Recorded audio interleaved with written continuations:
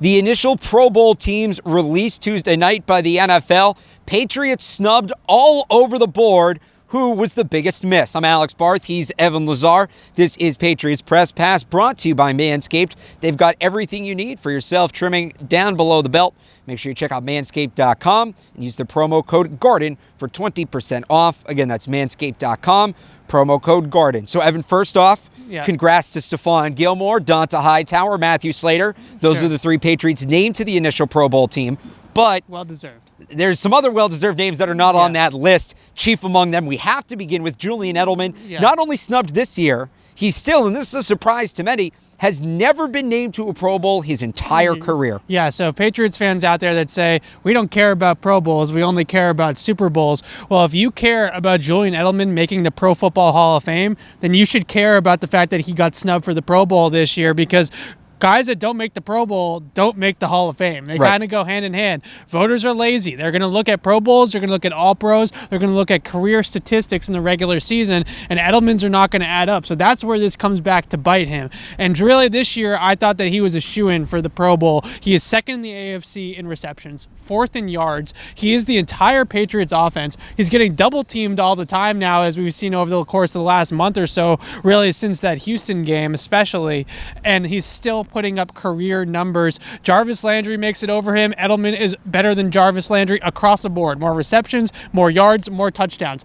Tyreek Hill has been in and out of the lineup. Edelman has him beat on the stat line as well. So this is a Patriot bias coming back to bite Julian Edelman. Look, they have 11 wins.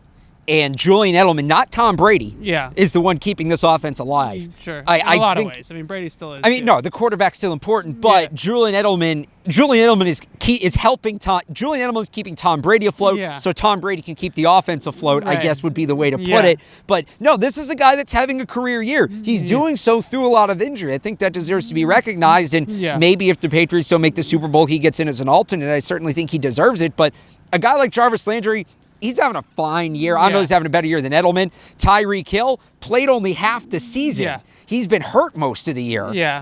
Thank you for the lights, by the way, Gillette Stadium. Right in the middle of that. I don't understand how those two, you said it to me off the air. If you're going to talk about who got in the Pro Bowl, you have to talk about who you would take out. I would take either one of those two out over Edelman. Yeah, absolutely. Those two, I think, are where you start with this with Edelman. And it really comes back to the fact that he is now up a rung on the totem pole. No more Rob Gronkowski, right? He is now up a rung, and he has gone up a rung, and his game has gone up a rung too. So he's on pace for a career season. He deserved to be there this year. All right, let's talk about the defense. Obviously, Gilmore and Hightower, and they deserve it. There's a couple other directions we could go here. Best defense in football's got two guys in the Pro Bowl. Give me the one name. If you to put one name in, first guy gets in as an alternate from this Patriots defense. Earl Thomas out.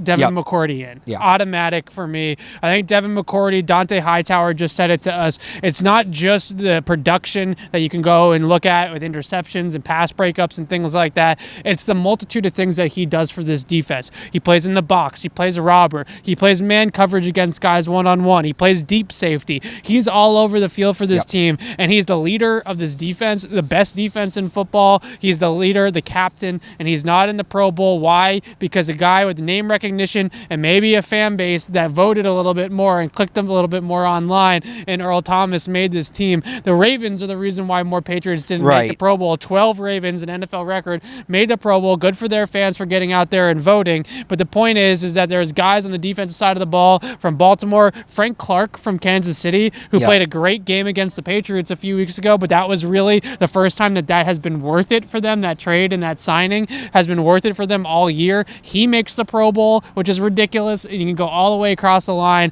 of guys that have made the Pro Bowl on this defensive side of the ball that shouldn't have, and Patriots should have been in instead. And, I mean, it's not as obvious as Devin McCourty, who led the NFL in interceptions until last week when Steph Gilmore passed him. But you could look at a guy like Kyle Van Noy. You talk about the intangibles. Maybe even a guy just off his first half like Jamie Collins. I know the second half hasn't been great, but again, there's guys in the Pro Bowl who only played half a season. One other Patriot we have to mention, I think, is the punter. Jake Bailey has been outstanding this year. The problem, though, and this goes back to what we were just talking about, it's a fan vote. And the reality is most fans don't know the punters in the league outside of the guy on their own team, maybe the other ones in the division. Especially a rookie punter. You're right. So if you actually go back and look, there's a weird trend where punters tend to make the Pro Bowl 2 or 3 years after they have a good year because they start to get that name recognition around the league. The legend starts to build, if you want to put it that way. So maybe Jake Bailey down the road, but no, he's been absolutely nails this year.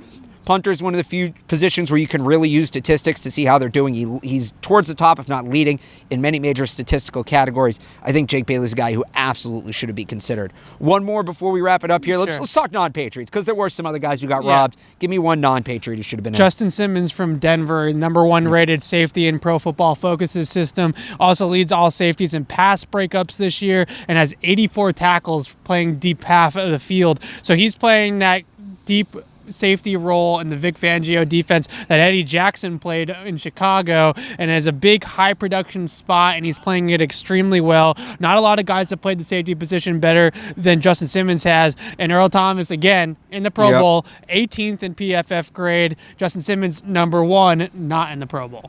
I'm going to go over to the NFC. I'm going to go over to the offensive side of the football. Dak Prescott. Guy, he's fallen off the last couple weeks. No Kirk Cousins either. Was pretty surprising. I still take Dak. He was a near MVP. And look, Drew Brees is Drew Brees. I think he's an outstanding quarterback. He's one of the all-time greats. He didn't play half the season. He just didn't. Dak Prescott has been week to week. Really, except for the 1 week here in New England, he's been at the top of the league. He's been right there with the league's best. I think Dak Prescott really turned a corner this year, too. You talk about improvement from past years. I think he hit another level. I think Dak Prescott should have been in top over 5 Drew in Brees. QBR, not in the Pro Bowl. And I mean, honestly, I'm going to get some hate for this.